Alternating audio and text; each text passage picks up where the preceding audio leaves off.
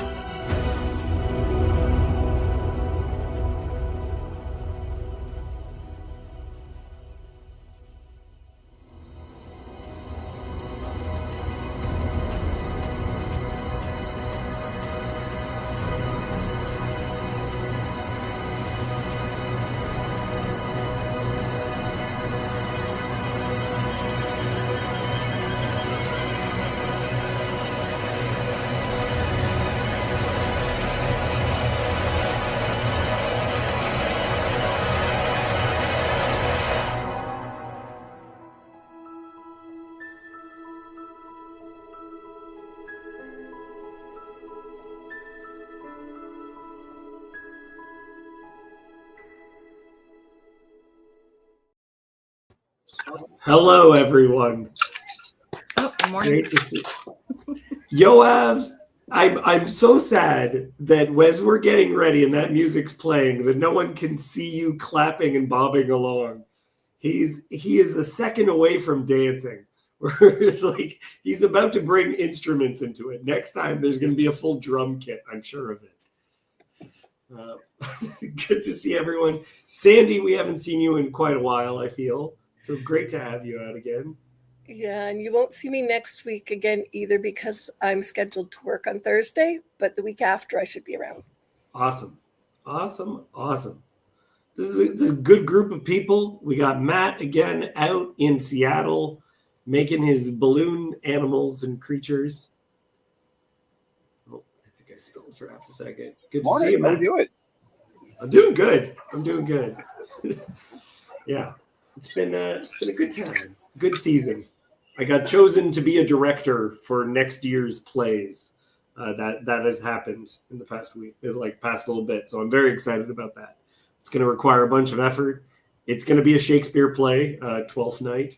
So, I mean, maybe I can convince a couple of you guys to learn that play and we could talk about it sometime. It'll be fun. Cassandra's usually down for just about anything. So, what else? Yeah. It's a good group of people today. Very, very excited. We have everyone from the bustling metropolis of, Sandy, you're Fergus, Ontario? We have like 10% of Fergus here today on the channel. That's what that means.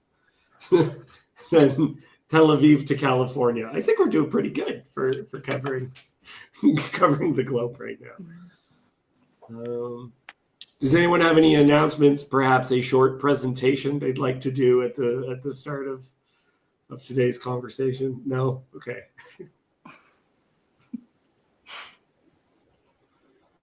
Let's bring up the text then. Add to stage. Okay. Then we're going to get into it.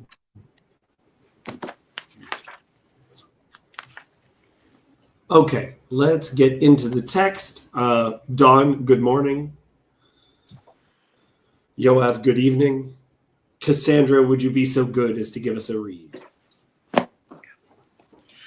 When David had passed a little beyond the summit, Ziba, the servant of Mephibosheth, met him with a couple of donkeys saddled, bearing 200 loaves of bread, 100 bunches of raisins, 100 of summer fruits, and a skin of wine. And the king said to Ziba, "Why have you brought these?" Ziba answered, "The donkeys are for the king's household to ride on, the bread and summer fruit for the young men to eat, and the wine for those who faint in the wilderness to drink." And the king said, "And where is your master's son?" Ziba said to the king, "Behold, he remains in Jerusalem, for he said, 'Today the house of Israel will give me back the kingdom of my father.'" Then the king said to Ziba, let's pause 1 second there. So as he's going, do you guys remember who Mephibosheth is? I know Yoav does. Or Sandy, do you remember? Sandy, I see you nodding along. Do you remember who Mephibosheth is? Well, I could be wrong, but isn't Mephibosheth he's the young boy that was sort of the nursemaid ran with him when he's from Saul's lineage. Grandson, I think. That's right. And he famously, if you just look it up, here he is walking on crutches. That's where a lot of the images are going to take because he's something happened and his feet aren't working. Why is Dawn calling us a liar? I don't know what that's really. I don't know when she typed that. Ziba the liar. Oh, son of Jonathan. Yeah, no, it's because he's kind of in charge of. So it's like the person you're in charge of. So I think son is used representatively, not literally, in my opinion. But yeah, Sandy, you're right. Lineage of Saul, son of Jonathan, who has some sort of is some version of a cripple. Are you still allowed to say cripple? Can I say that? Like, okay. Body doesn't work and legs don't work. And David took care of him. right? Didn't need to, says, I need to find someone to take care of. And now this guy is reciprocating, right? So it's kind of the good that he did coming back for him. He brings him all these donkeys. And Cassandra, what is the significance of the guy bringing donkeys? Or this is just a guess of mine, but the significance of this descendant of Saul bringing donkeys. I mean, I don't know what you mean. Well, wait, no, his son was on a mule, I think it said. Or was it donkey?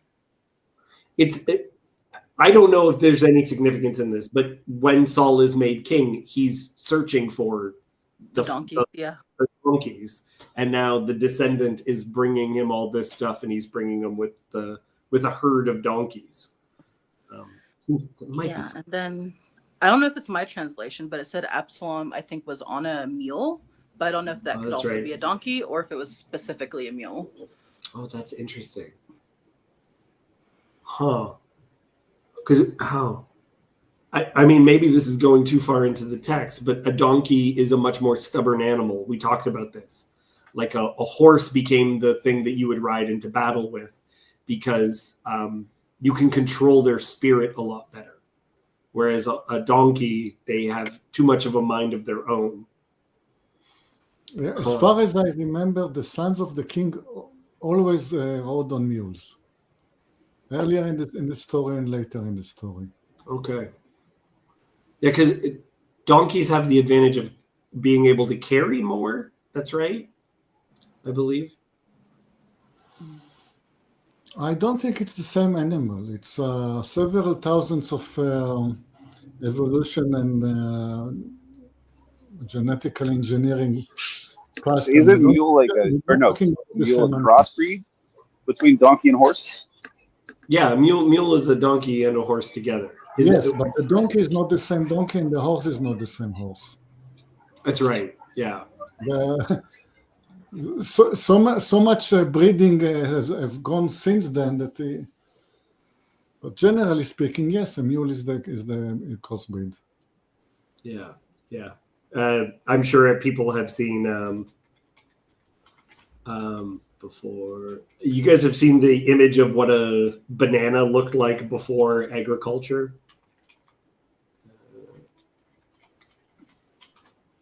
Just share that because that to me is a great illustration of exactly what Yoav is saying. This is what a banana is like. It's like the size of your thumb and has giant seeds in it. All of these are seeds. I know that as late as 400 BC, there was still wild donkeys in the Syrian desert. So this is why the donkey is the smartest animal, because it's closest to the wild. Mm-hmm. Shalom to Chezi. Got RJ out. We got Yon God making a good ass joke. Sandy, would you, well, unless anyone else has anything further to say. Okay, let's go deeper in then. Sandy, would you read for us? Okay, where did we end? Where's your master's son? Did we end at 3? You can read 3 again. Okay. And the king said, "Where is your master's son?" Ziba said to the king, "Behold, he remains in Jerusalem, for he said, 'Today the house of Israel will give me back the kingdom of my father.'" Then the king said to Ziba, "Behold, all that belonged to Mephibosheth is now yours." And Ziba said, "I pay homage. Let me ever find favor in your sight, my lord the king." Okay, this seems bad. Like I have to break it down a little bit more because what is this sentiment? Is he claiming that Mephibosheth is going to be made king? Like, am I just not under? This is a section of the text where there's a couple of bits that are a little bit confusing to me. Now, what I understand, especially from the translation, is that Mephibosheth saw that this was his opportunity. Of course, he's the legal heir, to the kingdom. So if David is leaving Jerusalem, then he goes to Jerusalem and just expects everybody to crown him king. Yeah. Dawn is saying another bad decision by David. I find him annoying sometimes, honestly. Thank you for your Sorry, honesty, Dawn. what is the bad decision? I didn't catch the bad decision. Might be just the I'm not sure which decision she's making either. Maybe to believe Ziba? Yeah. The moment of decision comes later when he reunites with Mephibosheth, and you have like these two competing stories. Yeah. And at that, when we get to that point of the story, I think David kind of just gives up.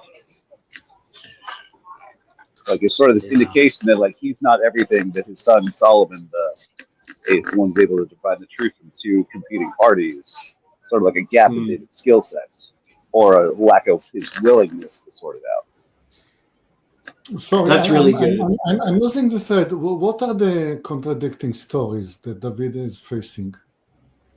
It's not now, but when Mephibosheth reunites with David after he's back on the throne, and he's like, no, like he says Ziba's a liar.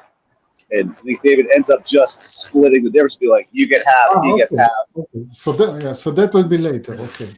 Yeah. But I mean, like looking at this, like if this is like truly what Mephibosheth said, like he's unbelievably dumb, and like his political instincts are insanely naive.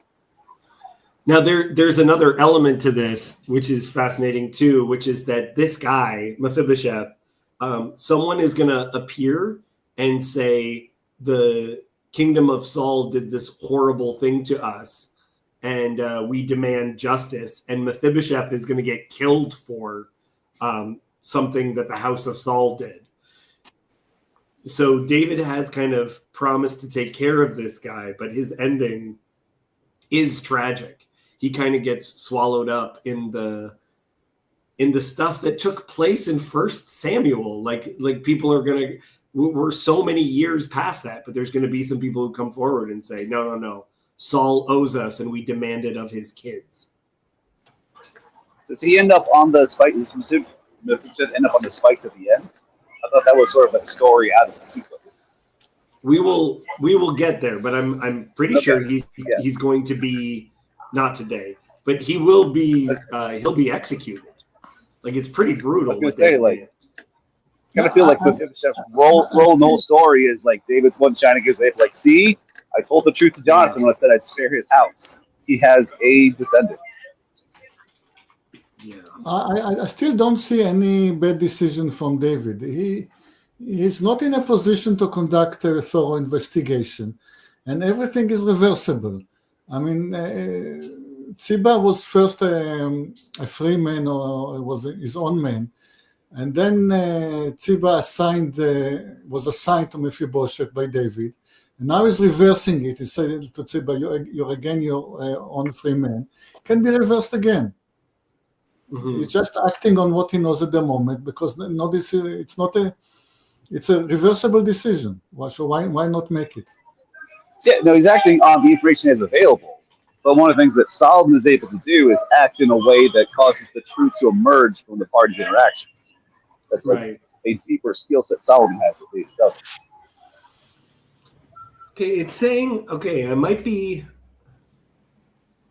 I have to check this. I think that it's implied that he's going to be put to death, but I'm gonna have to look into it, because this is a section where I get a little bit confused. Yeah, I can say for when we get there. That's fine. Got a lot of, I don't know, like the conclusion of the book kind of puzzles you as far as like what it's functionally doing. So we're not there. We're here. For sure. Again, I mean, we will coming to the same. Whenever David is, except for the original scene with Bathsheba, whenever David is making a bad decision, it's always in the context of the social situation in which he finds himself. Like when he was going to kill Naval. Because he has people with him, and the loyalty of the people with him is not certain at that particular moment. He has to show decisiveness and he has to show strength. And the very fact that he's assigning wealth to this man or to another is signaling, well, I'm still in charge. I'm still deciding things. It's appearing to be the king that is the important thing to do at the moment. Making exactly the right decision can be fixed later. Yeah. Okay, so it's in chapter 21, so we will be getting there relatively soon. But it seems like he does I'm a little bit confused as to what happens to him in the end, because it looks like you could possibly read it that he is spared again. But this chapter that we're in today is very interesting because we're just going to be hitting over and over again the descendants of Saul. Because this section, David is again the king on the run. He's again the king who isn't in power, who's in the wilderness. And so we get reiterations of the Saul storyline happening again. So let's keep going. Don really likes your points, Yoav. So extra. He's not in Exodus, he's in exile. Yes. Yeah. That's a great way of thinking about it. Both in exile and in Exodus, you end up in slavery. But one of those, it's definitely your fault. One's the brokenness of the world. The first time around, he had like the priestly influence with him, and this time around, he doesn't. Yeah, he sent the priest back. That happened in the chapter before. Yeah, it's good stuff. Sandy, you have been far too quiet, so I'm getting you to read again. When King David came to Bahurim, there came out a man of the family of the house of Saul, whose name was Shimei, the son of Gera. And as he came, he cursed continually. And he threw stones at David, and at all the servants of King David. And all the people and all the mighty men were at his right hand and on his left. And Shimei said as he cursed, get out, you man of blood, you worthless man. The Lord has avenged on you all the blood of the house of Saul, in whose place you have reigned, and the Lord has given the kingdom into the hand of your son Absalom.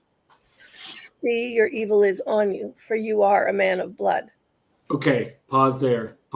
This is, hot takes. This is such an interesting part of it, because the expression man of blood is stated as to why David won't build the temple, because he's a man of blood. Good afternoon, Yosef. It's true, but not in this book. That's in the Chronicles. Yes, which is also super interesting. So this title, so this guy says, get out, you man of blood, you worthless man. Hashem has avenged on you all the blood of the house of Saul. This is someone from the family of Saul. He's saying that what's happening is because what he did to Saul. This is so fascinating to me, because David is under God's judgment right now. That is why he's on the run, but not for the reason this guy is condemning him. It is a punishment from God, but not for the reason this guy is saying. And even the sentiment that he's a man of blood, which is why he's being punished, but it has nothing to do with Saul. Do you get what I mean? Like, I'm not sure that's 100% true. That this guy could be sort of like revealing more of the Lasan, especially if David made the big point of not touching the house of Saul, and a lot of the house of Saul gets touched in the civil war. mm-hmm. I don't know, just leave that out. Not saying I believe that, but I don't fully agree that this is a false statement. That's really good, Matt, because of what's just about to happen. Because David actually bears this on the chin and says, I don't know, he might be right. Kind of. Well, depending on how you interpret it.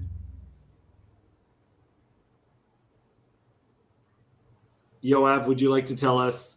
Would you like to agree with Yanni?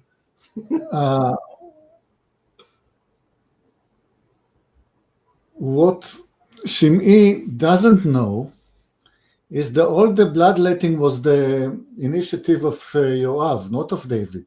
There was some bloodletting, but it's all Yoav's fault. Yeah. And Shimei doesn't know that. This is why he is relating everything to David. And David is, if David will kill now Shimei, then he's proving Shimei's point. Yeah. So this is why he cannot kill Shimei at the moment. That's good.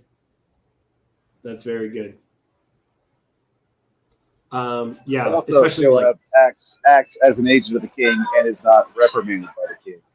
That's yeah. David wants to make peace with Abner, wants to bring him in, and Yoav just kills him in a situation, not even in a fight. Mm-hmm. Which is also interesting because Yoav is the son of Zeruiah, and a son of Zeruiah is just about to speak.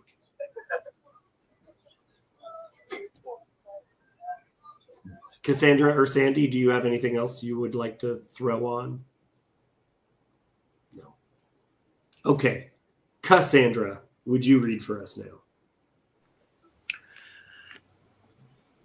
Then Abishai, the son of Zeruiah, said to the king, "Why should this dead dog curse my lord the king? Let me go over and take off his head." But the king said, What have I to do with you, you sons of Zeruiah?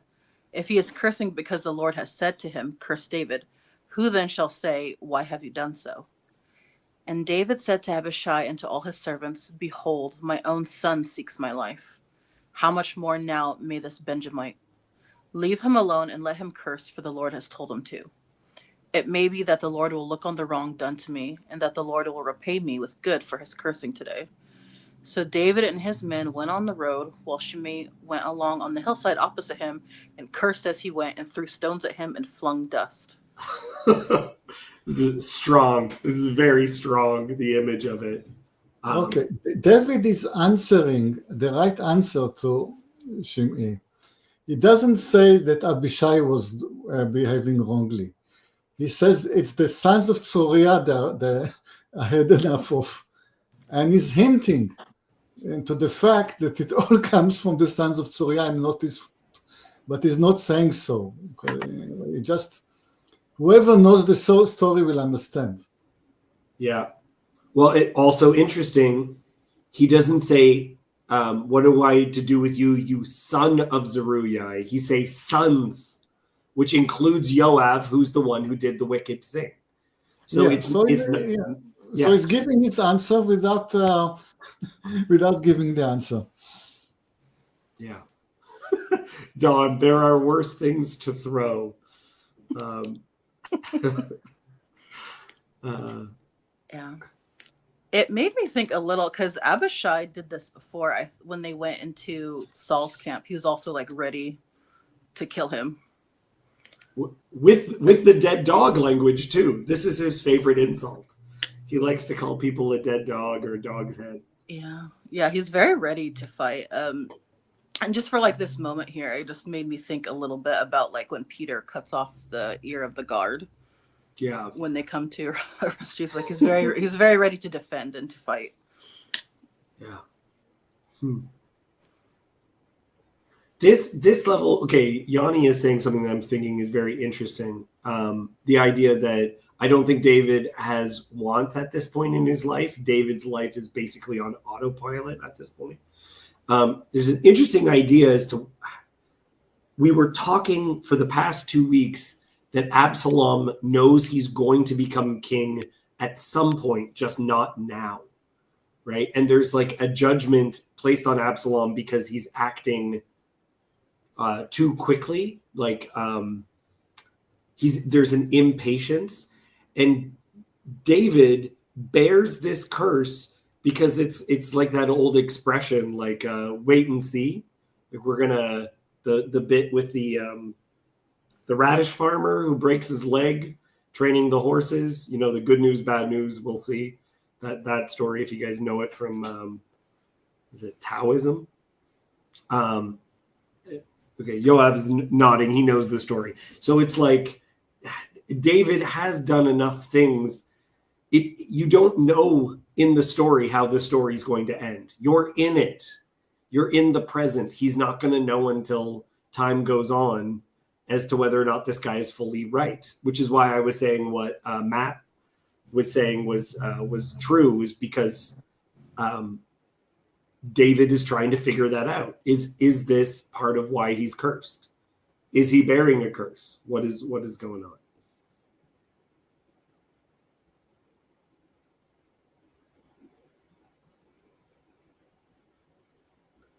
Anyone have anything else they want to add?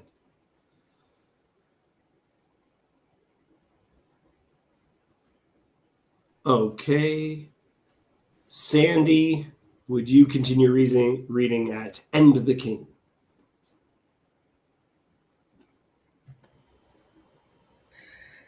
And the king and all the people who were with him arrived weary at the Jordan, and there he refreshed himself. Now Absalom and all the people, the men of Israel, came to Jerusalem, and Ahithophel with him.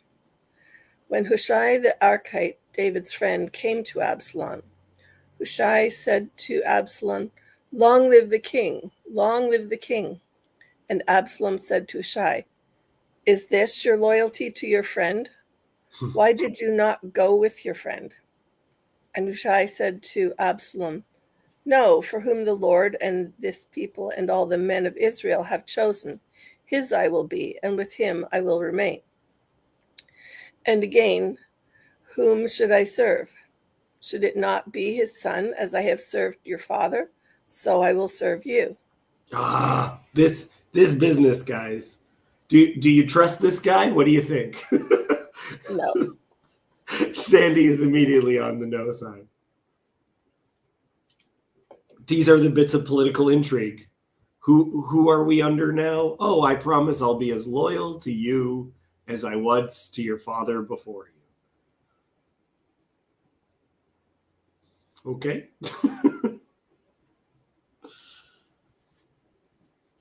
Any other thoughts in that little bit?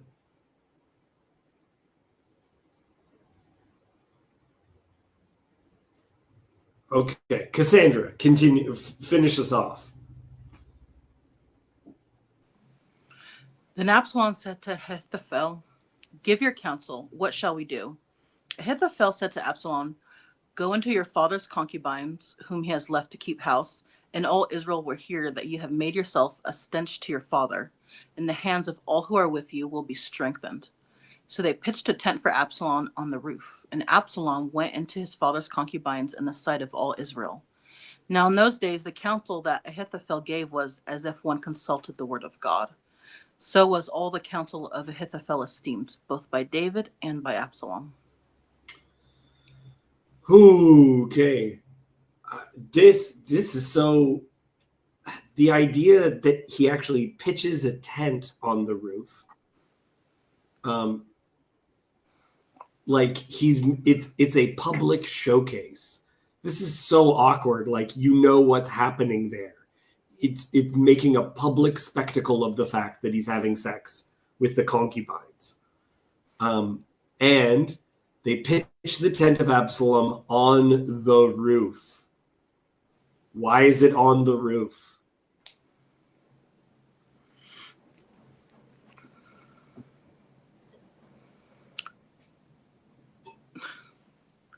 Yeah. Cassandra, do you have a guess as to why it's on the roof? Well, I mean, yeah, it's not a very deep it's a very obvious reference. Yeah. That's where David was when he saw Bathsheba bathing. So and God says, or I can't remember if it's God or Nathan. It's God through the prophet Nathan says, you did this privately. We're going to do it publicly. So the thing that David did privately, the sin that begins on the roof, is now the judgment for him has come back to him on the roof. Right. Okay, that proves my point from when we were talking about Bathsheba. I told you that when David was on his roof, everybody could see he was there. That proves it. Mm-hmm. So it's not that he was sort of sneak peeping at a girl washing on the roof, because she could see him, everybody could see him, everybody could see the man that were with him. Oh, that's good. Yeah. And the other connect to my explanation of what happened there. Yeah, that it wasn't as that's interesting. Maximize visibility. Absolutely, Don, but remember this other element. We know from other sections of scripture that Ahithophel, the person giving him the counsel, is the grandfather of Bathsheba. Bathsheba. I'm gonna blend the Hebrew and the English until no one knows who the heck I'm talking about. But Bathsheba, it's her grandfather who's bringing this back on his head. Right. Okay, so why does he do that? Like, is he upset about this, or is this just a reference to where it all went wrong for David? Like, what is he doing? What is he accomplishing by this? Yeah, I keep on making mention of this, and it's the only situation where I use the term fecundity. Kings exhibited that they had a right to rule through fecundity, through their ability to have sex and have heirs. That was very, very common. And it gave a legitimacy because it put you in the family of whoever the king was before, right? So the most famous way is like just you marry the princess. That's one of the reasons, that's one of the ways you become king, right? Is you get into the family, which David had a link in through Michelle, if we remember that story. And one of the ways that you would fully steal the kingdom from someone is by sleeping with their women and publicly defacing them. So there's multiple stories where it's not merely that they're killed, they'll have their nose cut off or their eyes gouged out or their thumbs cut off or something like this. This makes like a public display of them. Now, I might be completely wrong, and if I am, oh, hi, Yosef.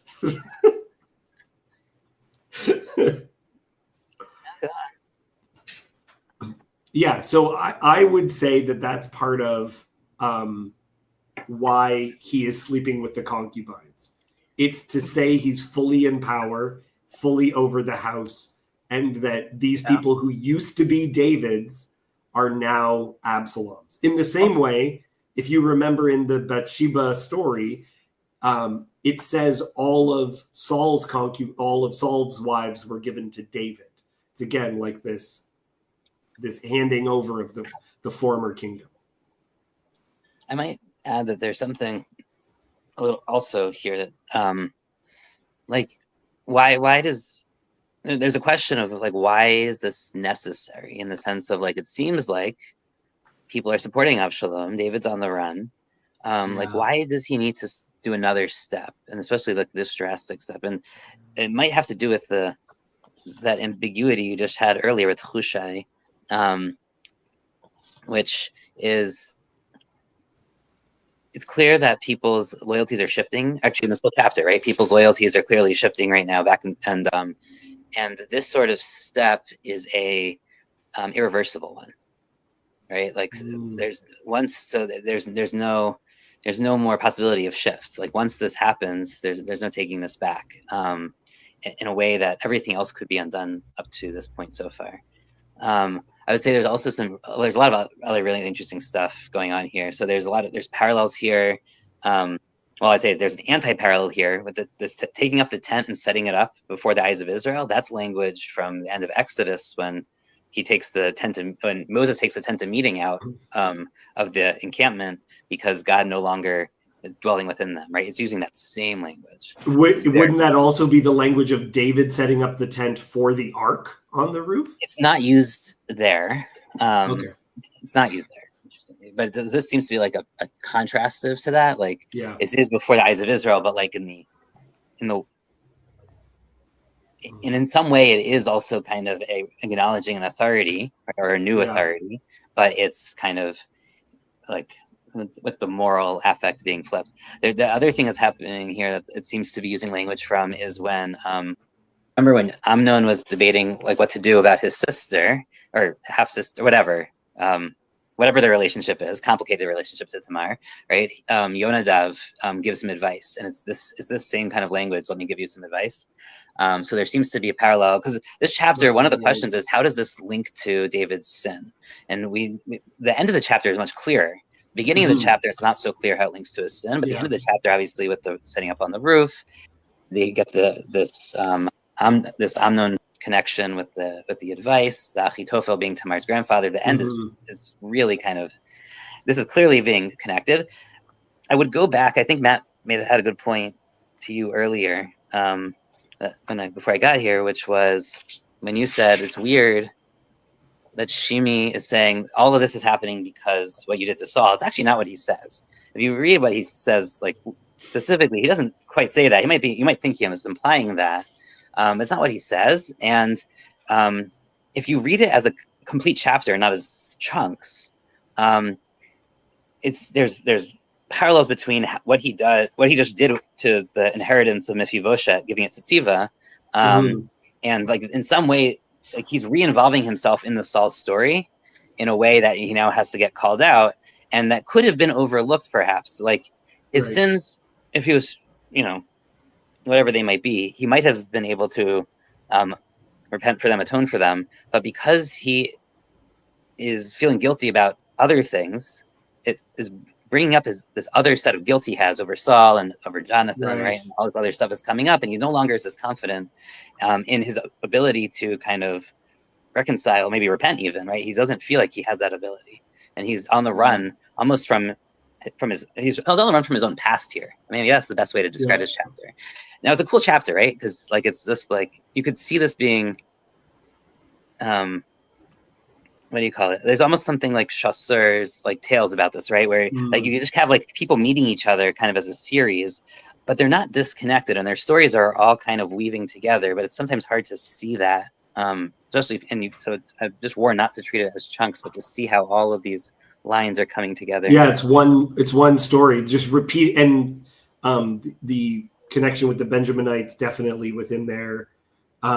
It's also very interesting because in a lot of stories, you the end of the hero's journey, you return home having changed, where it's like if David made this huge mistake and he's on the run, it's like we're going back to before his kingdom. And where was he before his kingdom? It's all the stuff that was there before God made him secure, like in the kingdom, when he's on the run, when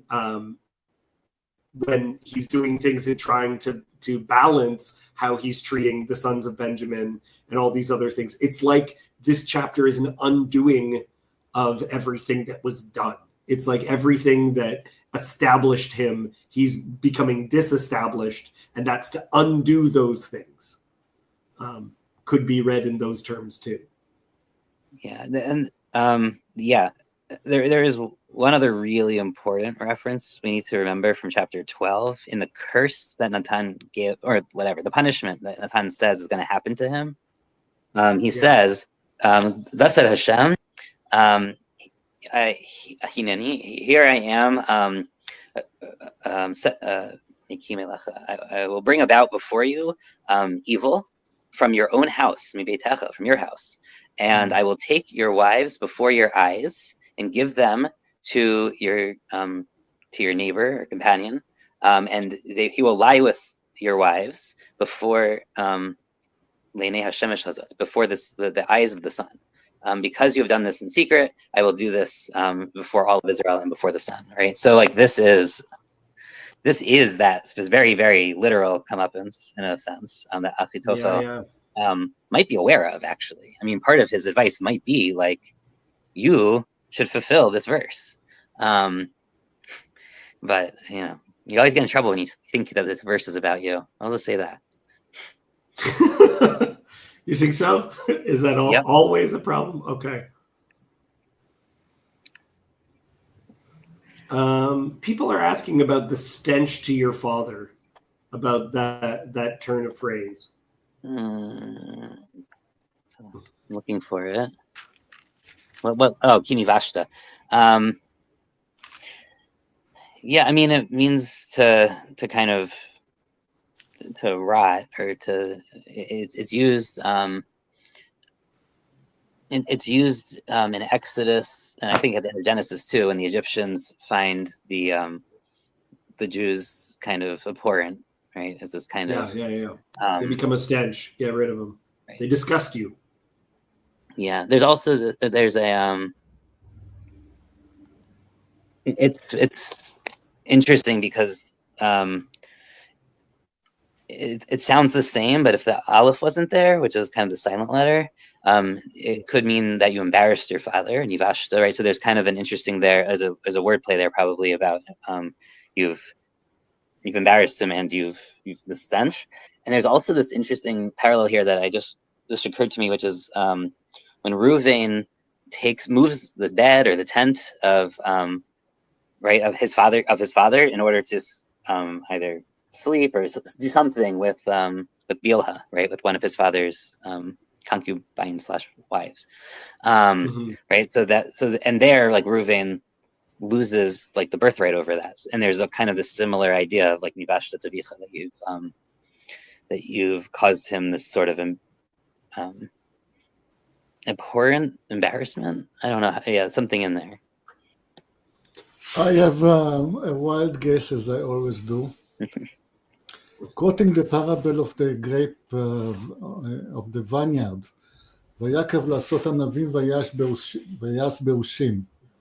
What is באושים in this sentence?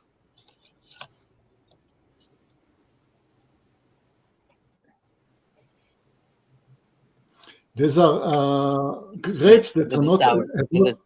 They're the sour grapes, right? Sour grapes, yeah. Grapes that have not ripened. So they're not stinking, but they are unripe. It's a vine that is not fertile. That the grapes are there, but they are not fertile.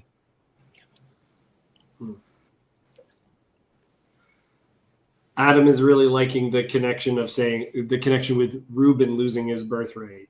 Well, correct me if I'm wrong, the notion of the nose is also brought in as like immediate reaction.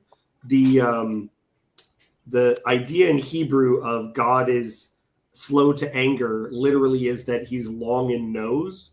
It's more that anger and nose are connected because of flaring nostrils. Right. So it's not that it's necessarily an immediate emotional reaction sign as much as just that anger and nose are connected. But there's a lot of things with smell. Smell is an important sense into that. Yeah, the sweetness of an offering, right? Yeah, God smells it. When Isaac is when he blesses Jacob, thinking he's Esau, he also comments on he smells as the smell of the field. There's a whole bunch of things to unpack there, what that means. Yeah. Yeah, I don't know. I mean, no, it's an important sense. Okay. Do we have time to do another chapter? This is my question for the group. Because now we have Yosef with us. Oh, I don't know that I'm staying so long. Yeah. Oh, okay. I can get off this. You can do another chapter. No. I honestly, Yosef, you weren't here last week, and I was like, I have questions, and where is I was in the comments. I was watching Yanni's presentation. Yeah.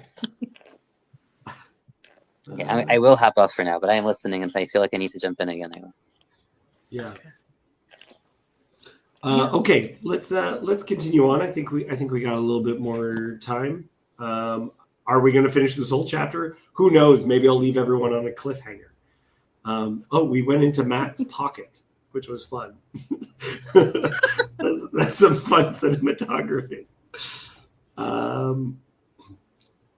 someone whose name can be short formed into Sandy. Would you, one version or another, would you please read for us?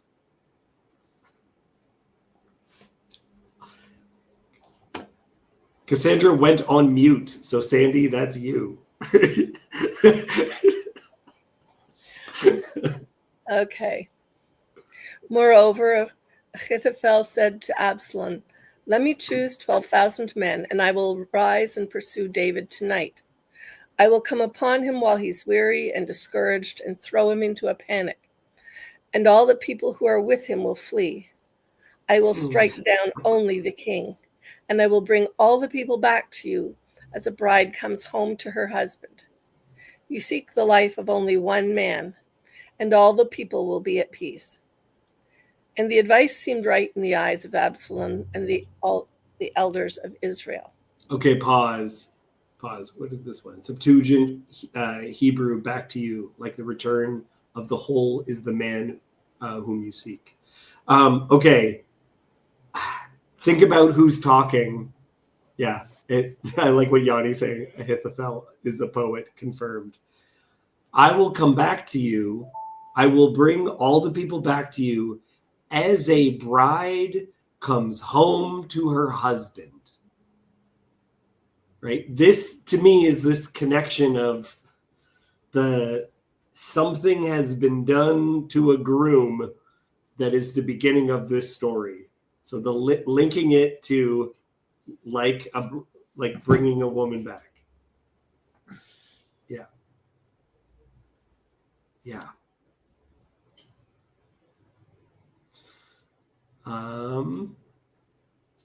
Anyone else?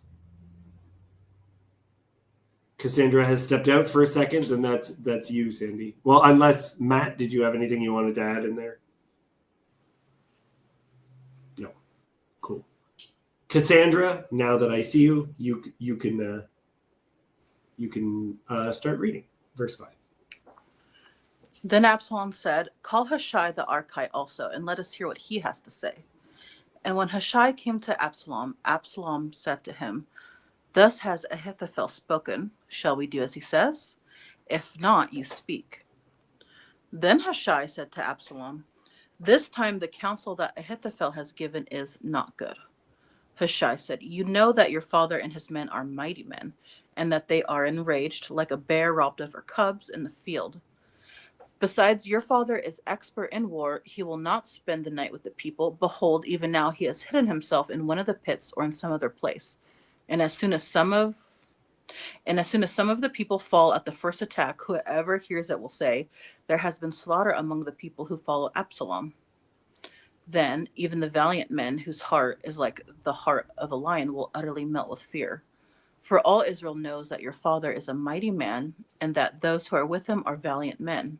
Okay, pause. Let's pause there for a second. This is a point that Yoav has been, the drum Yoav has been banging on week after week, which is the idea that David has the well-trained soldiers, right, Yoav? This is your point?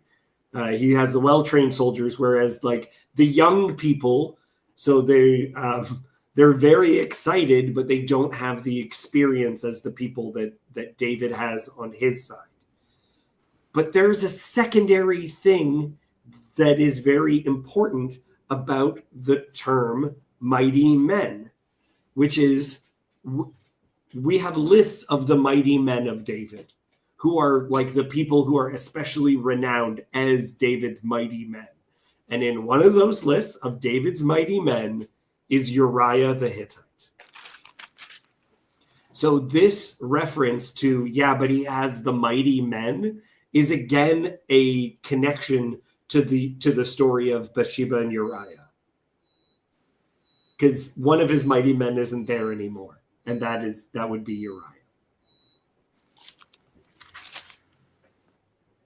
Yoav, do you have any other anything else you want to smack onto that? Because I was referencing your ideas. Thank you, but it's not also it's the people being cunning and being experienced. So he says, experienced people like those will surely set you a trap. They will hide in a cave or somewhere, and when you come chasing them, they will attack you by surprise. Mhm. Yeah, that's what I can add. Yeah, and that seems connected with the language when the people are scared of the Amalekites. That's what Yosef is saying here.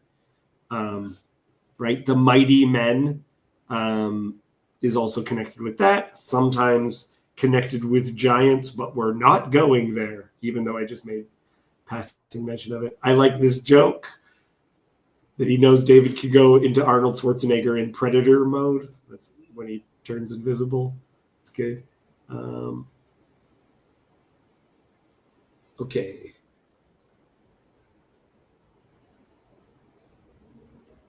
Okay.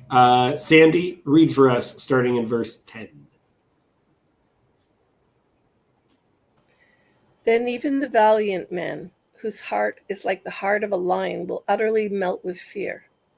For all Israel knows that your father is a mighty man, and that those who are with him are valiant men.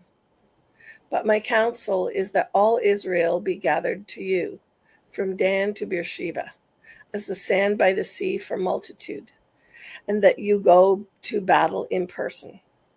So we shall come upon him in some place where he is to be found, and we shall light upon him as the dew falls on the ground. And of him and all the men with him, not one will be left. If he withdraws into a city, then all Israel will bring ropes to that city, and we shall drag it into the valley until not even a pebble is to be found there. And Absalom and all the men of Israel said, the counsel of Hushai the Archite is better than the counsel of Ahithophel. For the Lord has ordained to defeat the good counsel of Ahithophel, so that the Lord may bring harm upon Absalom. It's very interesting. Yeah.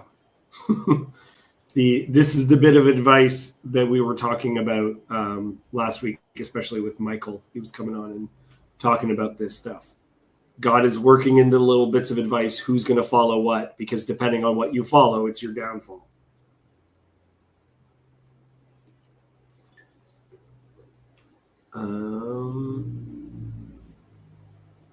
Let's continue this section. Cassandra.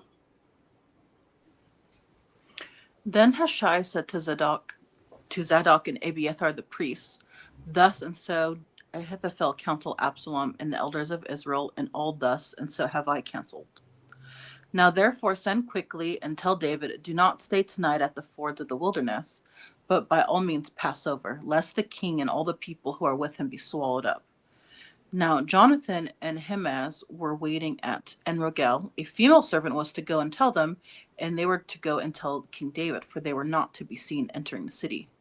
But a young man saw them and told Absalom. So both of them went away quickly and came to the house of a man at Bahurim who had a well in his courtyard, and they went down into it. And Continue. And the woman took and spread a covering over the well's mouth and scattered grain on it, and nothing was known of it. Okay, what does that sound like? There's a couple of scenes that sound like this. Well, he's in a cave again. He's in a cave. I think you get a little bit of the Joseph narrative, the lowering into a well. But there's also a little bit of, what's it called? The Gideon narrative? Oh, the Gideon narrative. Yeah. Definitely a little bit of that. I was going with Rahab. She hides the men, and I believe she scatters the grain on top of it as well. It's that old thing where you put a rug over top of where the door is or whatever. They hide the lid of the well under a pile of grain, sort of a thing, so that no one even knows that it's there. Part of what I think Yanni was getting at last week, the text does seem to be, I think, having us try to sympathize with David. And this is very interesting to me because it's again when David's on the run. When he's on the run and low on power, then we have a lot more sympathy, I think, with him. Yeah. Yes. Okay. I was to say, in my footnotes, it said Bahurim was the home of Shimei, or Shimei, who was cursing David. Oh. Okay. So I don't know if it was just him that felt like that, or maybe she is an outlier and that she is helping David's men hide and escape. Mm-hmm. So I don't know if that's part of a turnaround. Maybe not everybody is that excited about Absalom. Yeah, that's a good point. Man, and what do you do in a time like this when things are being flipped? You have to know who you're supposed to hitch your wagon to. It's at what point does like Mark Zuckerberg all of a sudden switch all of his opinions on Trump as an example, where it's like, I feel like the wind is changing, or like, yeah, so it's interesting to see people and what their loyalties are. Right. Thank you, Don. We often run into an unknown and unnamed woman who does something helpful and important. Yes, we do.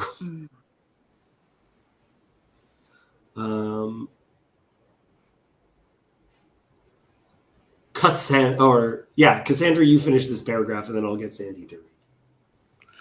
When Absalom's servants came to the woman at the house, they said, Where are Ahimaaz and Jonathan? And the woman said to them, They have gone over the brook of water. And when they had sought and could not find them, they returned to Jerusalem. Okay, sorry. In some texts, it says that this is right on the other side of the Jordan, which again might connect it with the Rahab story. The two people, the hiding, where are they? Oh, I don't know. Here we are. Thank you. See, this is when I know I've made a good point, is when I didn't even see Yosef making the same point. That's how we know a point is good. Okay. Sandy, would you continue reading for us? After they had gone, the men came up out of the well and went and told King David. They said to David, Arise and go quickly over the water, for thus and so has Ahithophel counseled against you. Then David arose and all the people who were with him, and they crossed the Jordan. By daybreak not one was left who had not crossed the Jordan. When Ahithophel saw that his counsel was not followed, he saddled his donkey and went off home to his own city. He set his house in order and hanged himself and died and was buried in the tomb of his father. Whew. That is a great, man. Like thinking about this as episodes of a show, that's a great ending to the show. It's a great ending to an episode, right? Yeah. Yes, correct. Poets are drama queens. I support this message. Okay, does anyone have any thoughts on this little narrative that we just went through of him then hanging himself? Yeah, well, it's interesting because, I mean, I guess this would be some, what is the Japanese term for it? Like when they suicide. Yeah. Or that kind of thing. I don't know if that would be exactly the same thing, or if it's because he knew that he was on the losing side. Maybe at that point he knew that it was going to flip again. Yeah. Oh man, Adam, this is a good comment. Some people can get humbled and even survive. Others get humbled and they cannot survive. It's his position taken But I mean, away. he went home and set his house in order. So this is something that he was thinking about. Like this, it was like a strategy, I guess, of some sorts, right? Yeah, man. Well, it's also it's thought out. He's thought this thing out. He's organized his house first. Make sure that his will is in order, does all this stuff before anything else happens. Again, I'm always asking this about him. What was his game? His game should be King Solomon. And I think the plan A was that he will be the right hand of the king, and he will advise the king in time to put Solomon after him. And plan B is to play dead and keep Solomon off the issue. Have people forget about Solomon. Well, it's an interesting image related to what you've been saying, though, too, where it's like if he's playing this much bigger game, it's not just to be the advisor to the king, but so if he just wants to be advisor to the king, who cares if this time he didn't take your advice, next time he will. But if he knows that David is escaping and everything else, and he's made himself such an enemy to David, then it seems like he knows what would be coming for him if David hasn't been found out yet. Well, he's the wisest man in Jerusalem, by far. Yeah. I don't think he's afraid of David coming after him. He's thinking, what is the scenario in which after some years Solomon is getting to be king? And he doesn't know that the war is going to be so short. I think it's going to be a long period of unrest, and everybody's killing everybody, and just anarchy. Yeah. He wants his household to be forgotten out there in the south, where nobody, out of the center of power. People should forget about his household until there's time to return. That's good. Anybody else? I was just thinking about how the two kings we have so far compare. Because I remember we were talking a bit about like after a while, David has to start making decisions himself instead of just, following what God is telling him. But it's interesting because in the first for Saul, they kind of make it explicit that he is being told what to do, and then he's not fulfilling it completely. But we have like a similar thing happening with David almost too. It's just not, I guess, in the same exact way. Yeah. This is good. This is very good. Like Michael Sarto. Yeah, go ahead. Sorry. Keep I was going to say, I don't going. know if Samuel was still alive, how would he have advised him about Absalom and about Tamar and about Amnon and stuff? Because at least in the narrative that we have, that is like it's a turning point for him, for his monarchy. Yeah. Mr. Sartori. I was just thinking, it reminded me of the Godfather a little bit, where at the end, like Michael they're trying to figure out like who's the traitor or whatever, and you're like one of the two guys, the two capo regimes is going to come to you and say like, let's make a deal, let's patch things up, and that's the guy that's the traitor or whatever, and then it's Tessio, and Tom's like, it's like, of course it's Tessio because he's the smart one. The smart one is the one that like wants to make a deal, but then it's kind of the same thing. It's like the smart guy plays his hand, but he loses, and so he ends up dead. And then the it's not an exact parallel, but it's kind of like the thing of maybe loyalty is trumps intelligence, it trumps competence in some ways in the story, It's interesting. Yoav, are you saying that it doesn't actually say that he's hanged? That he goes home and is strangled? Would you say that in the Hebrew text it seems clear that he has strangled himself, like that hanging is not a bad way of reading that? I think it's kind of seppuku. Yeah. What Cassandra was saying. Well, so this is the thing that I was wondering about the difference between strangled and hanging himself, because I have a theory which is different. Look, it's a Christian interpretation of a passage, but there's a bunch of people in this section who are cursed who end up hanging. The cursed and hanging on a tree, or this one just hanging. It's difficult. Like, that is a Christian reading, so it'd be difficult not to have a bit of this, because Absalom will also end up hanging when he's killed. He's hanging by his hair, and then he's killed a different way, but still.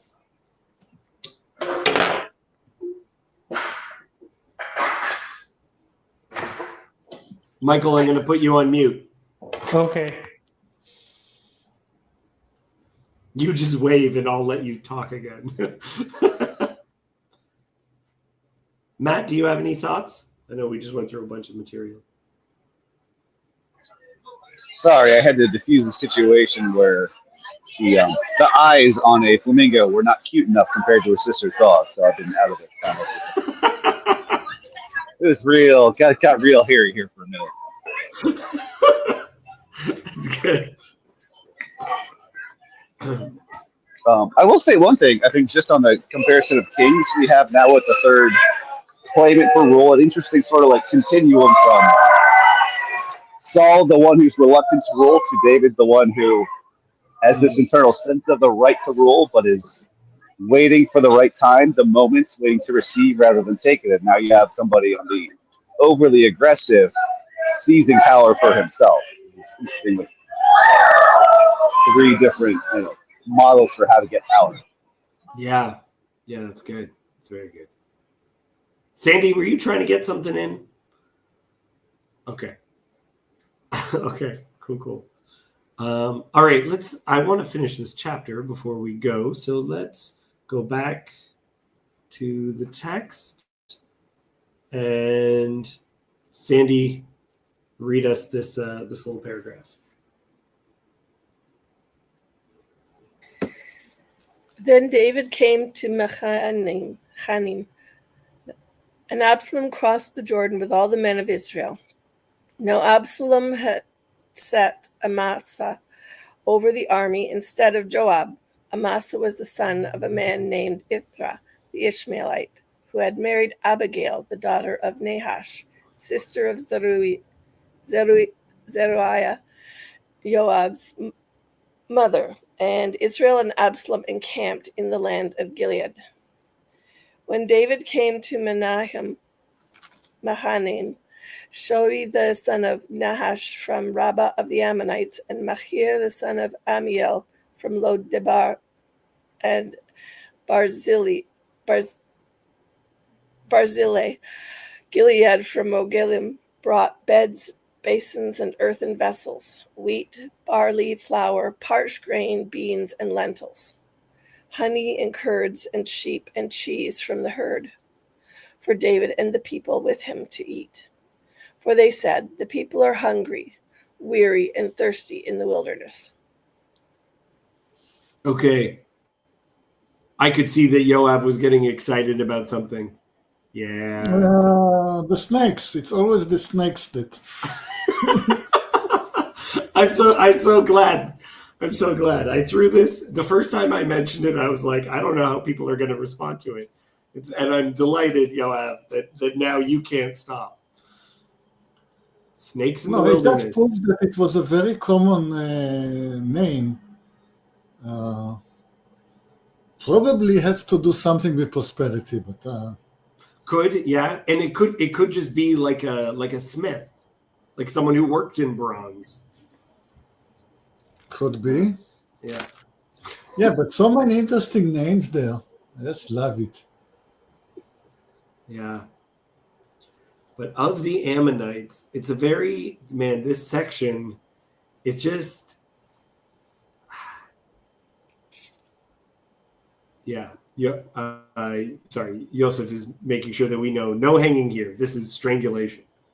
Okay. And I accept. Again, the English says he put his house in order. This is, there is another interpretation. He commanded his house and he was strangled. Okay. So it's not necessarily self-inflicted. It's indirectly self-inflicted. Right. Do you mean like assisted? Like an assisted self-inflicted suicide? He ordered himself to be murdered. Okay. It's an order. It's not a. Oh, wow. Medical assistance in dying. Oh, Michael, look.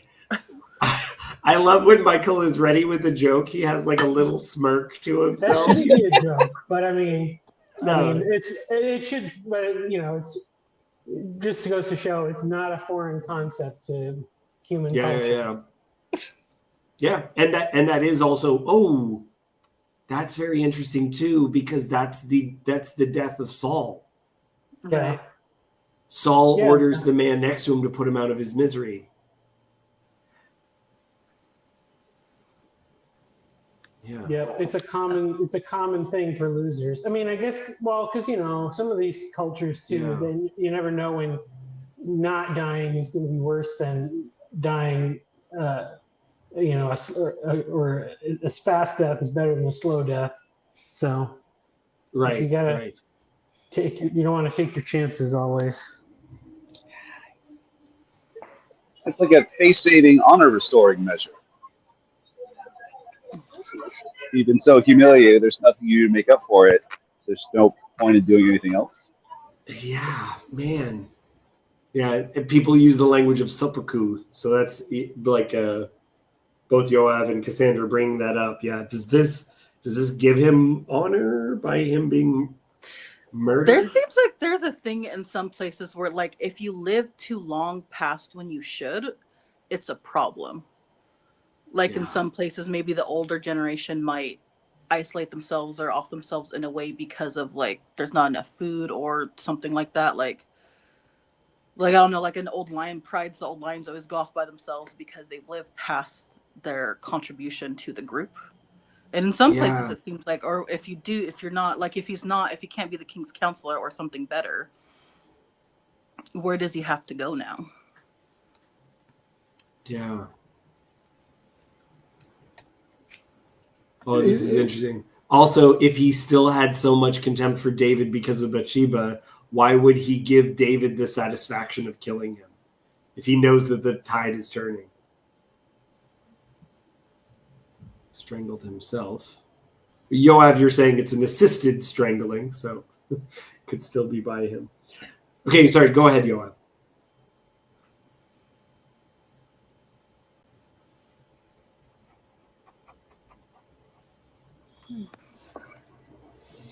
Sorry, Yoav, go ahead. Are you no? Oh no, I need to read this again because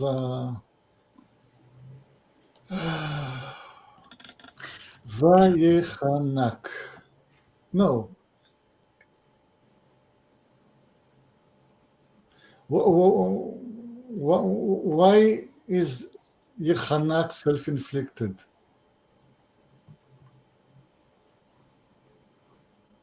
Yosef, you're needed to explain the Hebrew to Yoav. Why is Yechanak self-inflicted?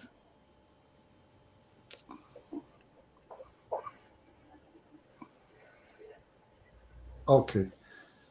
We'll see what happens. Meanwhile, there's something that when you give a boring list of names, it's never a boring list of names. Otherwise, people will not have repeated it so many times. Something is funny with this family of Tzoria.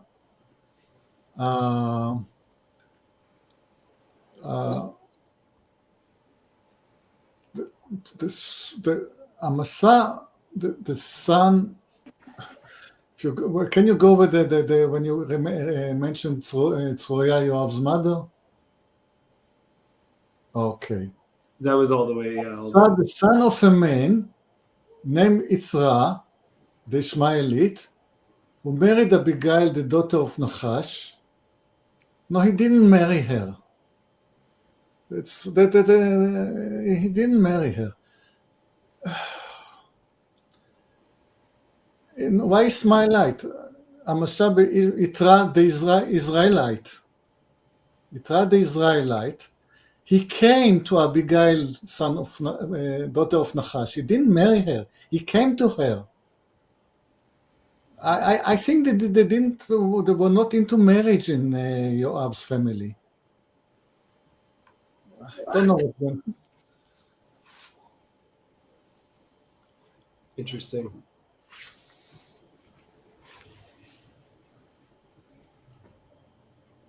I am getting flashbacks to the previous David stories, him on the run, people helping him out.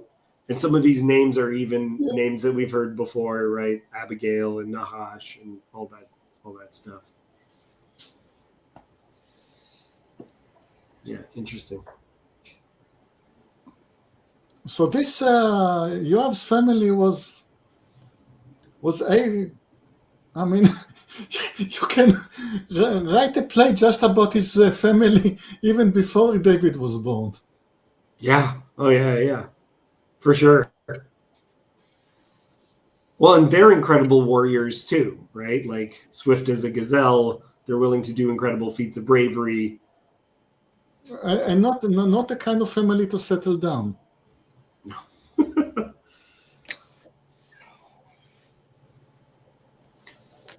All right. I think that's a good a good amount for us to have covered. One of the characters at Chronicles, one of the guys is actually an Ishmaelite, which is yes, and here is Israelites. So go figure. Yeah. I mean, I think that nobody really knows that family. I don't think anybody really knew where they were coming from. Yeah. I wonder, it was just, I don't know, just a thought that struck me saying that, like, if it's saying somebody's an Israelite in one account and an Ishmaelite in the other, I wonder if is the accounting's different, to when they switch from patrilineal to matrilineal descent. It's interesting because they would have been written at different times, definitely. Could be, but it just the point is that they were all over the place. They're not very much into formal marriage. Yeah. I guess this kind of like when David first gathered men when he was on the run. He was getting kind of Yeah. And the people names he are also interesting, yeah. But I also need a map. I don't know. Yeah. Where did they cross the Jordan? Where is Machanaim? Where is Bachurim? It matters. But I think there's something to what you're saying, Cassandra, where it's like we're going back to the wild days of him roaming from place to place and random people helping him. Yeah. And some of those people. I mean, who, there seems to be parallels. Like Jonathan kind of turned against his father, and then we have the same thing with Absalom. But Jonathan wasn't doing it for himself. But one of the guys helping David in this chapter is named Jonathan. Right? The two guys that are helping him hide, one of them's named Jonathan. So there's a connection with exactly what you were saying. Like there's these name connections to other stories that are within this same, there's threads being pulled. Yeah, Adam is saying David is doing his reunion tour back when the band made good music, right? Like we're getting these hints of former things. Yeah, and Abigail's name is being used here when Abigail's husband. Nabal. Yeah. Whatever. Yeah. Right. And even that the people that helped him were like sketchy. Right now, someone who's helping him is named Nahash, right? We got some snake is helping him out now. A snake in the wilderness is helping him. People of uncertain identity. That's a great way of saying it. People of uncertain identity. The wilderness is also where the snake belongs. So this is the snake's home. Yeah, that's true. Okay,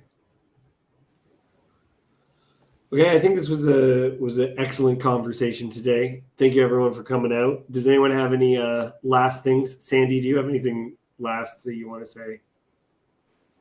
Sandy, sometime soon you and I have to stream because you haven't been around enough, so I just want to bother you.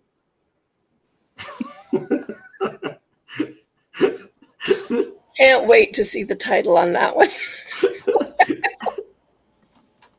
Sure. Okay. Yoav, last Sometimes at the end of the chapter, I will go off the reservation and invent a completely alternative history. The stones that we met earlier in the chapter. I think that King Solomon, where he was building the temple, he came and collected those stones and he put them in some kind of a heritage corner in the temple. That's my alternative. the ones that were thrown? The ones that were thrown Yes. at David? Okay. Because I envision a corner in the temple where the stones were kept, and children will be taught these are the stones that were thrown at King David at the time when he fled Jerusalem. And there is a reason why I'm inventing this. Oh, I'm interested. Very interested. Oh, because I have to justify the existence of stone in the temple. Okay. Interesting. Because I know there were stones in the temple and it has been bothering for a month. How come they had stones in the temple? Okay, Yosef has returned to set something straight. Oh, I was sorry. Was you done though? Because I know I got cut off in the middle. No. That's all Okay. right. Go on. And so I was looking. I just pulled out my other geography book here to check what's going on. So it keeps going back and forth between essentially areas right outside of Jerusalem. So In Rogel and Bachurim are right outside Jerusalem. And then the other side of the Jordan, which is where he ends the chapter, but he's been there back and forth a couple times. He seems to be kind of going down the wadi there, and then now he's actually crossing properly. Machanaim, we know, is on the other side of the Jordan, so that's where Jacob was when he saw the angels. And these are essentially three tribal chieftains that he's meeting with, this is a very kind of Yoav thing, but right, this is a military thing where he's gathering essentially his vassal, who he installed at Rabbah as the chief of Ammon under him, and two Jewish chieftains. One, Lodavar, is a major city in Menashe, probably specifically like Machir, and kind of the Macharites, who, if you remember way back with Yiftach and Judges, right, a major kind of military power on the northern edge of the Jordan Valley, under the Sea of Galilee. And Roglim is also around that area too, but we don't.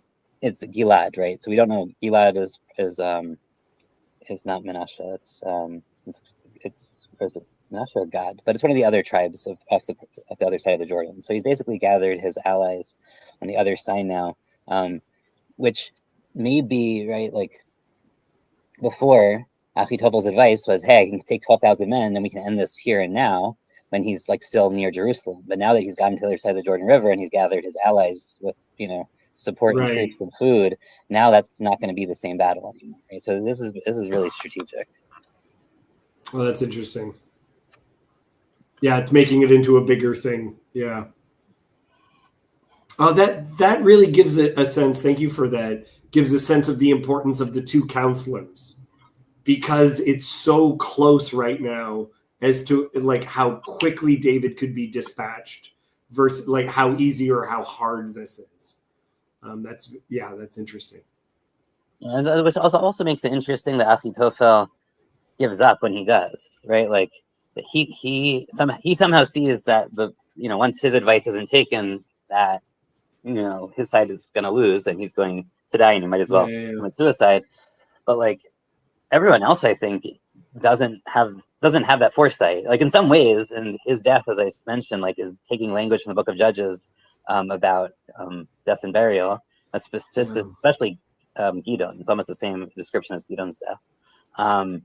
I think that's important because I think Achitophel is seen, and I mentioned this before, like he is understood to be the head of the Council of Elders / Proto-Sanhedrin, and he has this advice. He does advise the kings. He is seen to have some sort of godly divine insight and wisdom, and yet obviously he sides on the wrong side, but he still is like smart enough to see what's going to happen, and no one else can see that yet. Everyone else, it's fluid still. That's one way to read it. The other way to read it is that he's just a man prone to extreme measures that are irreversible, because like I made a couple of irreversible decisions already. Yeah, but okay, let's just say I'm writing the episode for the TV series. Right before I'd have him kill himself, I'd have like someone trying to reassure him, and he says, no, it's already over. So like he already knows where this thing is going, or he's just a bipolar and he makes a decision which is he can't take back. No take backs. I mean, to be fair, he is correct that Hushai's advice was bad, and he's also correct that now he's going to lose. Yeah. He doesn't know it, but he is correct. The only thing he doesn't know is how David's going to treat him. There's also this real ambiguity of Hushai. Like, is he giving bad advice on purpose or not? The Hebrew is rather interesting because, especially in the previous chapter, when it says, when he's like pledging allegiance to Absalom, the text is written like low, low ish, like I will not, like Lamed Aleph, but in the way we pronounce it and the way it's understood to, like the word is supposed to be written is Lamed Vav, like low, as in like, so he's saying like, I will support you, but then it also says I won't support you, like depending on which, right? Like both traditions are there. And that was like preserved as an ambiguity, like in the scribal tradition too. Right. So like to point out, like you don't know what side Hushai is on, and I don't know if like we just can't. The other last comment I would say is really interesting, right? Is Shimi? I don't know if this came up. I missed a couple little windows here and there, but Shimi is one of the like spiritual ancestors of Mordechai when we get his lineage, and that's not accidental, right? So Mordechai is the son of Kish, who is Saul's father. He's the son of Shimi, who is in this story, and he's of course a Benjaminite, right? So like, in some ways, there's other things happening here that will be pulled together much later in that story that like we're getting hints to already. Right, that's great. Okay, Cassandra, any other observations from you? The last person I asked, I think, was Yoav, who had some very good last-minute observations. And when we get to Solomon and the temple, you'll tell me where you think those stones are. But that's going to be in about 6 months, I think. I think that's when we'll get to that. That will be already in the New Testament when the stones reappear. Okay, and then they picked up stones. That part, fun. Cassandra, last observations for you. Okay, yeah, I don't have much, I don't think, to say on this part too much. I forgot that we weren't at the chapter 18 yet. No. Absalom's final moment. I was waiting for that one. I was excited for that one. We will get to death by hair next week. Yeah. Okay, good stuff. Mr. Sartori, man of 1,000 words. I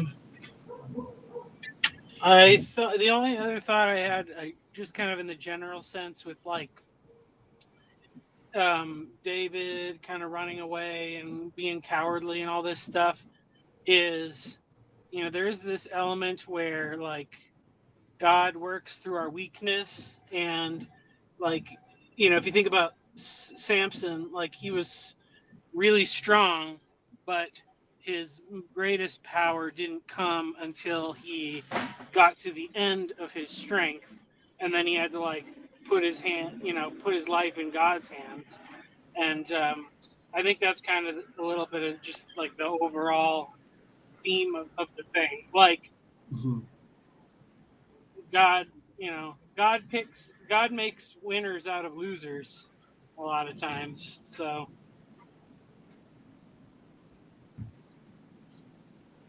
I really like what Yanni is actually saying here. Sometimes number 3 wants to be number 1, so he has to get rid of number 2 in a clever way. Matt, give us your last reflections.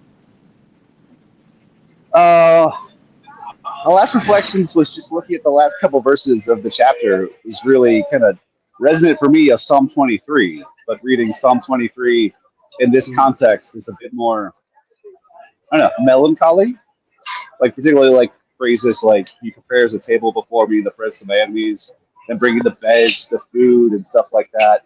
Yeah. It's a little bit less calendar fodder when you remember when you put it in this context. I know, just interesting juxtaposition. Yeah. That's good. That's real good, Matt. Thank you. Okay, I think I'm going to call it there. Thank you, everyone, for coming out. We'll be back next week. It was a fun time. Sandy won't be there, but she'll be there the week after. Maybe everyone else will be. Yeah. Oh, Yosef is praising you. That's very good. That's definitely a good sign. Okay. See everyone later. Talk to you next week. Okay. Bye.